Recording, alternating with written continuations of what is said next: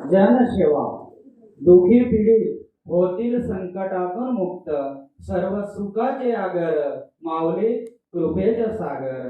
खऱ्या अर्थाने आज कलियुगामध्ये या संतांचं ज्या मानव देहरूपी जे अवतरित झालेले आहेत महापुरुष, या तुमच्या आमच्या जीवनामध्ये अनेक दुःख अनेक संकट दूर करण्याचे काम ज्यांनी हाती धरलेले आहेत।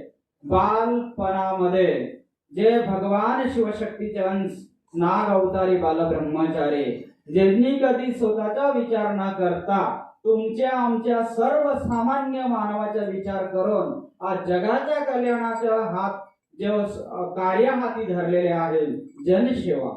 आज बघा जगामध्ये अनेक साधू संत आहेत जे ज्यांच्या अनेक क्षेत्रामध्ये त्यांचे कार्य चालू आहे नाना। कोणी ध्यान करतं, कोणी साधना करतं, कोणी जप करतं, कोणी पोथी पुराण वाचन करतं।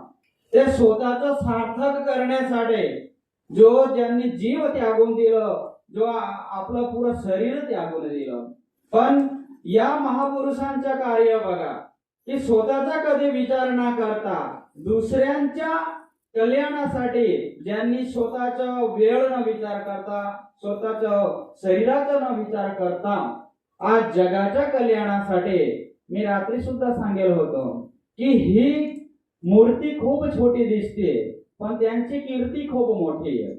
लक्षात ठेवा, आज तुमच्या आमच्या परमभाग्य आहे की त्यांच्या सानिध्यामध्ये आपल्याला जागा भेटलेली आहे।